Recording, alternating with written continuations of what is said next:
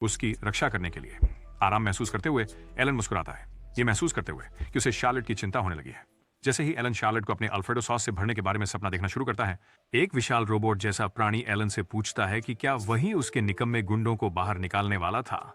समझते हुए कि रोबोट लड़ाई चाहता है, शार्लेट एलन को नवागंतुक का सामना करने से रोकने की कोशिश करती है। हालांकि एलन बेफिक्री से शार्लेट से अपने बाजूका को शांत रखने के लिए कहता है और एनपीसी के साथ बात करता है। अब विशाल प्राणी का सामना करते हुए एलन अचानक उससे पूछता है कि क्या उसका नाम मेगार्ट है। हालांकि एलन को जवाब देने के बजाय रोबोट काफी मानवीय हो जाता है, जिससे एलन को यकीन हो जाता है कि वह जिस व्यक्ति से बात कर रहा है वह अपरिचित नहीं है। एक दोस्ताना थपथपाहट के साथ एलन मेगट को बताता है कि वह एथेना मैजिकल अकादमी से एलन है। यह सुनकर लिजो का यांत्रिक चचेरा भाई घुटनों पर गिर जाता है, दया की भीख मांगते हुए। मेगट एलन से कहता है कि उसे इस बात का पता नहीं था कि वह खुद महान दानव भगवान से बात कर रहा है। दर्शक, जिनमें शार्लेट और मेगट के गुंडे शामिल हैं, मेगट के सफेद झंडा लहराने से अचानक चौंक जाते हैं। उलझन में और गुस्से में एक गुंडा मेगट से एलन को कुचलने के लिए कहता है, जैसे वह एक 90 के दशक की गृहिणी हो।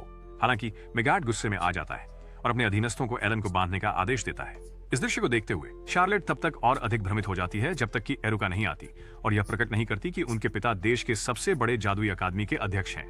और जबकि भाई भतीजावाद से बेहतर कुछ नहीं होता, एलन को महान बनने के लिए अपने पिता की मदद की जरूरत नहीं थी, क्योंकि उन्होंने 12 साल की कम उम्र में अकादमी से स्नातक किया था, इतिहास में सबसे युवा स्नातक बनकर।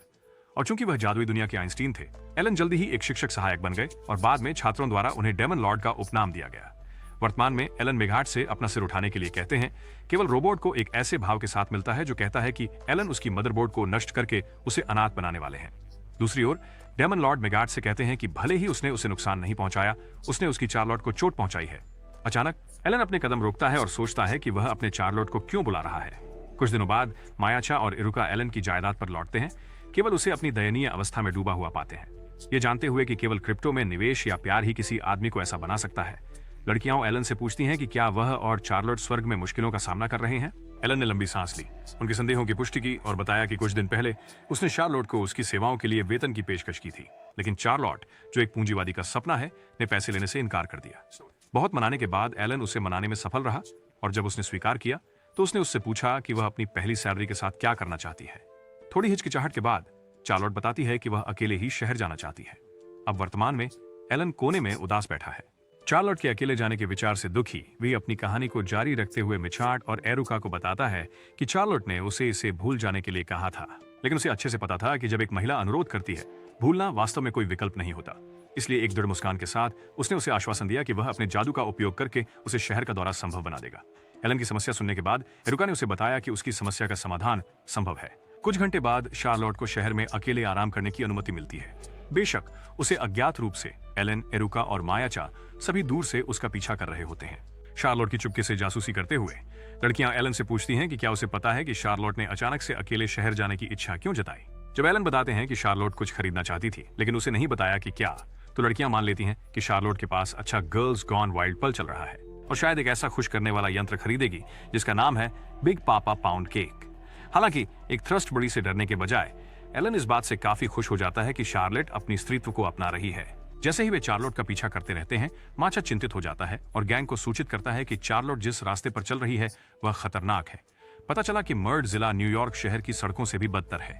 माचा यह भी बताता है कि सरपेंट फैंग्स नामक एक दल मर्ड के क्षेत्र पर शासन करता है और उसके नेता को बदनामी से ग्रो दी वाइपर के नाम से जाना जाता है। जादूगर।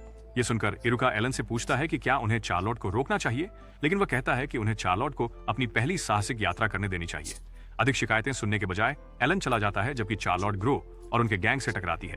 जैसे ही इरुका और मैचा डरने लगते हैं, ग्रो और उसका गैंग खुशी खुशी चार्लोट का स्वागत करते हैं। शार्लेट। एलन लौटता है और बताता है कि उसने सभी को धमकाया था और सुनिश्चित किया कि कोई भी शार्लोट को नुकसान नहीं पहुंचाएगा। हालांकि शार्लेट बुरे लोगों को कुछ उपचार के औषधि प्रदान करके सबका विश्वास जीत लेती है।